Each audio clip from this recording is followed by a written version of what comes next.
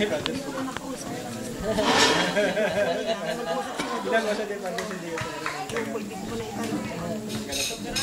Matagal kami nag-usapan niyo.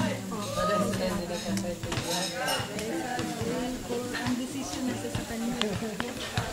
Kasi tayo mga magulang, kung ano gusto ng anak natin, sinusuportahan natin. Kahit kuminsan masakit sa atin, pero dahil buhay ko yan, sister. Parang pag-asawa yun, kahit na anong gusto, ayaw mo sa lalaki. Kung ginusto ng anak mo, wala kang magagawa. Parang din sa kanila. Hindi rin nakakalayo sa kanila. Ginusto nila to. So, ang magagawa natin bilang magulang. Ano bang nagawa niyo? Sinangin niyo lang po siya. Hindi ko lang. Sila.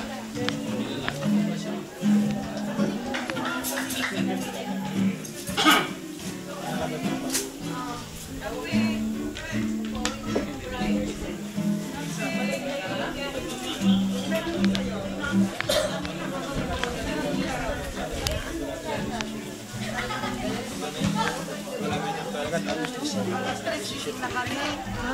Natulog ako. Alas 2, tapos nagising ka alas 3.